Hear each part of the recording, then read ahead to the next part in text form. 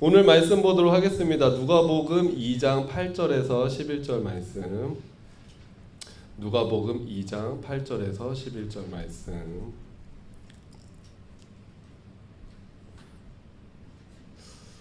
제가 읽겠습니다. 그 지역에 목자들이 밤에 밖에서 자기 양떼를 지키더니 주의 사자가 곁에 서고 주의 영광이 그들을 두루 비침에 크게 무서워하는지라. 천사가 이르되 무서워하지 말라. 보라, 내가 온 백성에게 미칠 큰 기쁨의 소식, 좋은 소식을 너희에게 전하노라. 오늘 다윗의 동네에 너희를 위하여 구주가 나셨으니 곧 그리스도 주시니라. 우리 11절만 다 같이 한번 읽어보겠습니다. 오늘 다윗의 동네에 너희를 위하여 구주가 나셨으니 곧 그리스도 주시니라. 아멘. 제가 잠시 기도합니다. 하나님, 성탄절입니다. 이 땅에 오신 예수 그리스도를 우리가 바라봅니다. 하나님, 주님께서 이 땅에 오신 이유는 또 치료하시기 위해서 오셨고 위로하시기 위해서 오셨고 하나님의 사랑을 전하기 위해서 오셨습니다. 하나님, 참 올 한 해 우리가 어떻게 보냈는지 주님께서 잘 알고 계십니다. 그 어떤 때보다 치료가 필요할 때이고 위로가 필요할 때이고 소망이 필요할 때이고 앞이 어떻게 될지 알 수 없습니다. 주님, 앞길이 또 보여져야 될 때입니다. 주님, 이 성탄절이 그런 시간 되어지게 하여 주시옵소서. 주님이 다시 주시는 위로와 용기와 희망과 소망이 차고 넘치는 그 하나님, 그 시간, 그 예배가 되어질 수 있도록 주님 도우시고 역사하여 주시옵소서. 예수님의 이름으로 기도드립니다. 아멘.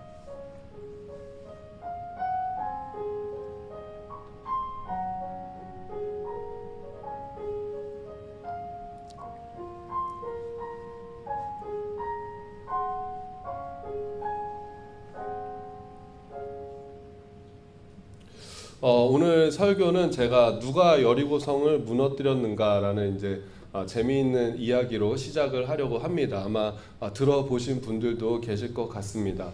어떤 교회에서 담임 목사님이 이제 주일학교를 마치고 나오는 아이를 붙잡고 물어봤다고 합니다. 너 여리고성이 어떻게 무너졌는지 알아? 라고 했더니만은 그 아이가 갑자기 울상이 되어가지고 이렇게 얘기를 했다고 해요. 아니요, 제가 안 그랬어요. 그렇게 얘기를 했다고 합니다. 그러자 옆에서 놀고 있던 친구가 있어서 그 친구한테는 너 여리고성 어떻게 무너졌는지 아니? 그러니까는 그 친구가 제가 이 친구를 잘 아는데 지금 이 친구는 이 친구는 오늘 하루 종일 저랑 같이 있었습니다. 저희는 아닙니다. 그렇게 얘기를 했다고 해요. 목사님이 너무 어이가 없어가지고 주일학교 선생님을 불렀어요. 선생님 불러가지고 아니 선생님, 지금 이 아이가 여리고성이 어떻게 무너졌냐고 물어보니까 자기가 그러지 않았다고 하는데 이게 도대체 어떻게 된 겁니까? 라고 하니까는 그 선생님이 정색을 하면서 뭐라 그러냐면은 제가 잘 아는데 그 아이는 절대로 여리고성을 무너뜨릴 아이가 아닙니다. 아주 착한 아이입니다. 라고 대답을 했다고 해요. 목사님이 이제 너무 기가 막혀가지고 이제 주일학교 교장을 맡고 있는 장로님을 불렀어요. 그래가지고 이런 일이 있었다. 그러면서 이 도대체 어떻게 해야 되겠느냐, 이 사태를. 그러니까는 그 장로님이 한참 동안 고민하시더니만은 진지하게 이렇게 말씀하셨다고 해요. 목사님, 여리고성이 왜 무너졌는지는 모르겠지만 어쩔 수 없습니다. 교회에 있는 예비비로 다시 지읍시다. 이렇게 얘기를 했다고 해요. 여러분, 그래서 여리고성은 누가 무너뜨린 거야? 이렇게 하면 뭐 결론은 하나님이 무너뜨린 여리고성을 7바퀴 돌아서 무너뜨리신 거죠. 그래서 이 이야기를 딱 들으면은 어떻게 보면 웃기면서도 참 이렇게 웃지 못할 그런 이야기입니다.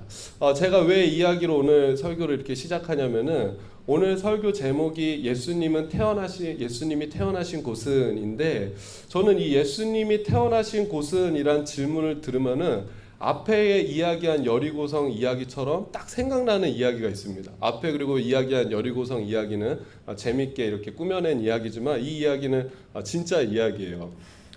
지금은 이제 교회를 안 다니는 사람도 예수님이 태어나신 곳에 대한 질문에 대답할 수 있을 것입니다. 그런데 아마 제가 잘 모르지만 이 60년대, 50년대, 60년대 이때에는 교회를 다니시는 분들도 이 예수님이 태어나신 곳에 대해서 잘 몰랐던 것 같아요.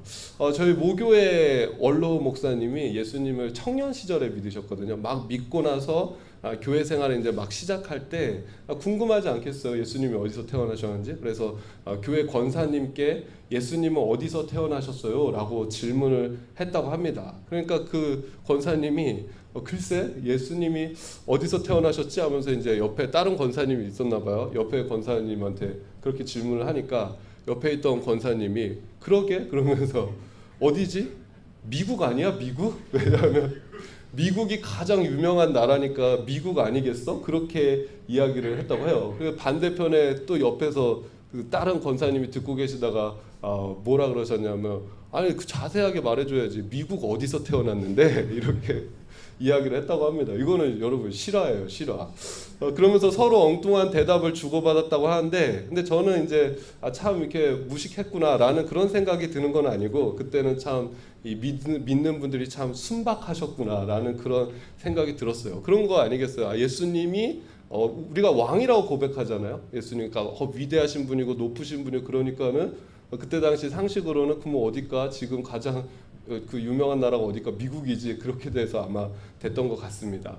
여러분 제가 좀 이렇게 긴장감을 갖고 물어보겠습니다. 여러분 예수님이 어디서 태어나셨는지 모두 알고 계시죠?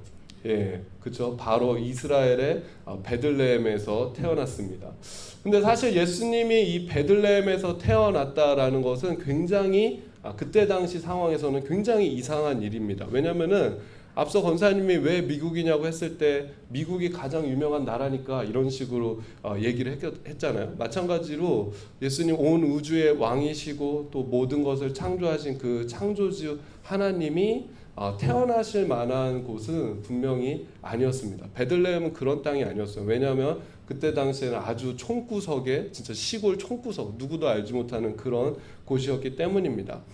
당시는 로마가 지배하는 사회였기 때문에 로마 제국의 수도인 로마에서 태어나시거나 아니면 유대인으로 오셨기 때문에 적어도 이스라엘의 중심지인 예루살렘에서는 태어나셨어야지 뭔가 이렇게 구색이 맞는 거 아니겠습니까? 근데 그분은 시골 아주 총구석 베들레헴에서 태어나셨고 그가 태어난 곳도 뭐죠? 화려한 저택이나 왕궁이 아닌 마구간 말구 위에 누이신 것을 우리가 알 수 있습니다. 그래서 그런 것들을 우리가 보면서 예수님은 낮은 모습으로 오셨다라고 우리가 그렇게 이야기를 합니다.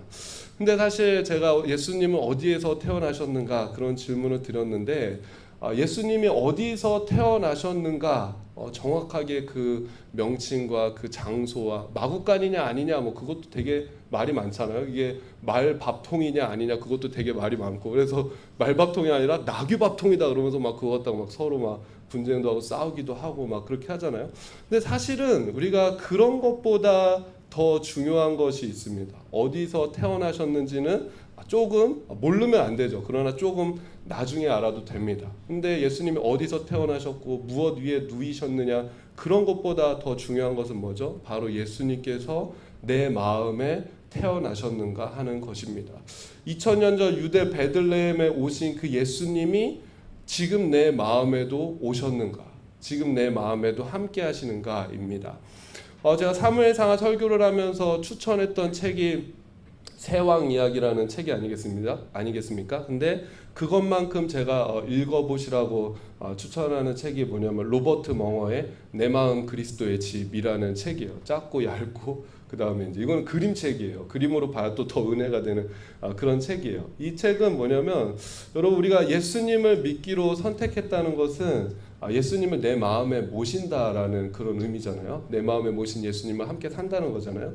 그래서 그 책에서는 내 마음을 집으로 묘사를 하고 우리 마음속에 있는 생각들 또 고민들 내 마음에 있는 욕구들 또 내가 좋아하는 것 싫어하는 것 또 때로는 누구한테도 말하고 싶지 않은 그런 상처와 그런 죄악들을 각각 하나의 방으로 묘사하는 거예요. 서재, 주방, 오락실, 침실, 창고 등으로 묘사를 합니다. 근데 내 마음에 오신 그 예수님, 마음의 집에 오신 예수님께서 그 방을 둘러보시면서 그 방에 들어가서 이제 정리가 필요한 건 정리하시고 청소가 필요한 건 청소하시고 버려야 할 것을 모두 이렇게 버리고 깨끗하게 하시는 걸 볼 수가 있습니다.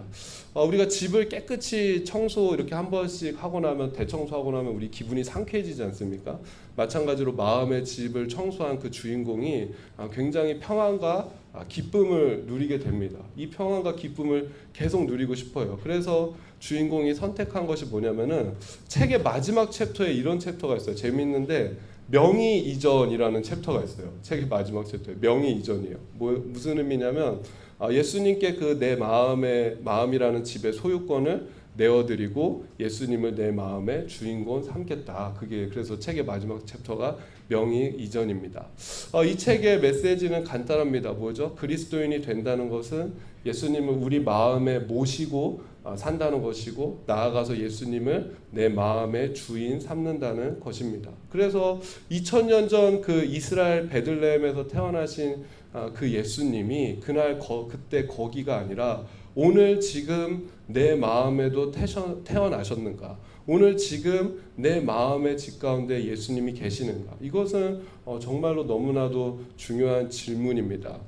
사도 바울도 우리 마음에 예수님이 계신 것이 너무나 중요하다고 말씀했습니다. 에베소서 3장 17절을 보면은 믿음으로 말미암아 그리스도께서 너희 마음에 계시게 하시옵고, 사도 바울이 이렇게 되길 원한다라고 이야기하는 거죠. 그리스도께서 너희 마음에 계시기를 원한다. 또 이 17절을 공동 번역으로 보면 그리고 아버지께서 여러분의 믿음을 보시고 그리스도로 하여금 여러분의 마음속에 들어가 사실 수 있게 하여 주시기를 빕니다. 그리스도가 당신의 마음속에 들어가 살기를 원합니다. 우리 옆 사람하고 한번 인사해 볼까요? 그리스도가 당신의 마음에 오시기를 원합니다. 그렇게 한 번만 인사하실까요? 네. 예수님도 내가 너희 안에 너희 마음 안에서 함께 거하기를 원한다라고 말씀하셨죠. 요한복음 말씀을 보면은 15장 4절 5절입니다. 내 안에 거하라 나도 너희 안에 거하리라. 가지가 포도나무에 붙어 있지 아니하면 스스로 열매를 맺을 수 없음같이 너희도 내 안에 있지 아니하면 그러하리라. 5절에 보면 나는 포도나무요 너희는 가지라. 그가 내 안에 내가 그 안에 거하면 사람이 열매를 많이 맺나니 나를 떠나서는 너희가 아무것도 할 수 없습니다. 뭐죠? 내가 너희 안에 그리고 너희 안에 내가 있어야 된다. 예수님이 계속 강조하셨던 그런 말씀이죠. 그래서 여러분 진정한 크리스마스는 그때 거기서 태어나신 예수님을 기념하는 것이 아니라 오늘 내 안에서 태어나신 예수님을 기념하는 날이 되어야 합니다. 오늘 내 안에 예수님이 계신 것이 확인되고 오늘 내 안에 그 예수님과 함께 할 때 이 크리스마스가 진정한 의미가 있는 것입니다. 리마인드 웨딩이라는 것이 있습니다. 여러분 혹시 찍어 보셨습니까? 리마인드 웨딩. 네. 저는 아직 첫 번째 웨딩도 못 찍어봤습니다. 네. 환기시키기 위해서 농담한 거예요.